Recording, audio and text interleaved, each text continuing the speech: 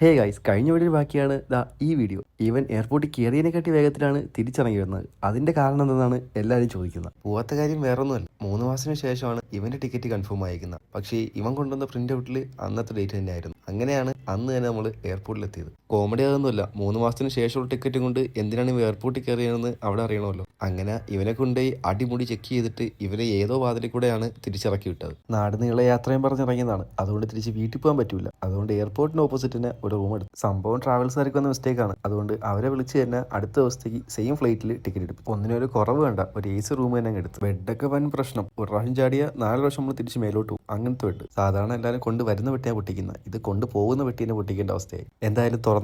ഇനിയിപ്പം ഇതിനകത്തിരിക്കുന്ന ഒറട്ടിയും ബീഫും, അതാണ് നമ്മുടെ ലക്ഷ്യം. ഈ ഒറട്ടിയും ബീഫൊക്കെ അവിടെ എത്തിയിട്ട് ഒറ്റയ്ക്ക് കഴിക്കാൻ വേണ്ടി ഇവ എടുത്തു വെച്ചതാണ്. പക്ഷേ സംഭവം കേരളം കടന്നില്ല. അതിനു മുന്നേ നമുക്ക് തിന്നേണ്ടി വന്നു. ഒറട്ടി തികയാത്തതുകൊണ്ട് കുറച്ച് പൊറോട്ടയും വാങ്ങിച്ചു. റൂമൊക്കെ പിന്നെ എയർപോർട്ടിന്റെ നേരെ ഓപ്പോസിറ്റ് തന്നെ കിട്ടി. അങ്ങനെ ഫുഡ് കഴിച്ച് കുറച്ച് നേരം അവിടെ ഇരുന്നു. ഇനിയിപ്പോൾ അടുത്ത ദിവസം വരെ നമ്മൾ കാത്തിരിക്കുന്നില്ല. ഇവനെ റൂമിലാക്കിയിട്ട് നമ്മൾ തിരിച്ച് വീട്ടിലോട്ട് പോവുകയാണ്. അടുത്ത ദിവസം ഇതേപോലെ ആവില്ലെന്ന് പ്രാർത്ഥിച്ചാണ് അവ അവിടെ നിൽക്കുന്നത്. അങ്ങനെ അവൻ്റെ അടുത്ത് യാത്രയൊക്കെ പറഞ്ഞ് നമ്മൾ അവിടെ നിറയും. ഇനിയിപ്പോൾ നേരെ വീട്ടിലേക്ക്. അപ്പോൾ ഇതായിരുന്നു നമ്മളെ ചെറിയ ബ്ലോഗ്. അപ്പോൾ ഓക്കെ, ബൈ.